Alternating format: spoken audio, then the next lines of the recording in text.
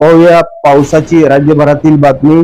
Monsoon दिलासादायक आश्चर्य यंदा पावसाने दिले। 8 दिवस आधीच केरळमध्ये पाऊस दाखल झाला असून 16 वर्षातली ही पहिली घटना आहे। 24 मे रोजीच मान्सून केरळमध्ये दाखल झाला असून ही घटना 16 वर्षात प्रथमच घडली आहे। सामान्यतः 1 जूनला मान्सून केरळमध्ये पोहोचतो, यंदा तो 8 दिवस आधीच दाखल झालाय। याआधी 2009 मध्ये 23 मे रोजी इतक्या लवकर मान्सून दाखल झाला होता। हवामान विभागाने स्पष्ट केले आहे की केरळमध्ये मान्सून लवकर किंवा उशिरा दाखल होणं म्हणजे तो देशभरात कसा असेल याचे निश्चित संकेत मिळत नाहीत। जागतिक, प्रादेशिक आणि स्थानिक हवामान घटकामुळे मान्सून प्रगतीत बदल होत आहे। यंदा 2025 चा मान्सून दिलासादायक असणार आहे।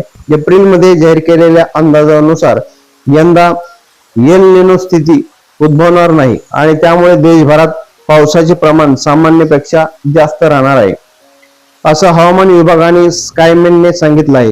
जून ते सप्टेंबर 2025 दरम्यान सरासरीच्या 103 पावसाचा अंदाज वर्तवण्यात आला असून महाराष्ट्रातही समाधानकारक पाऊस यंदा पडणार असल्याचं हवामान विभागाने सांगितलंय।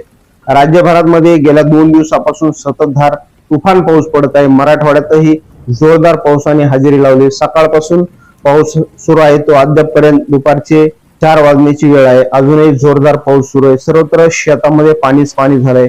मोठ्या प्रमाणात शेतकऱ्यांचं नुकसान झाल्याची माहिती आहे।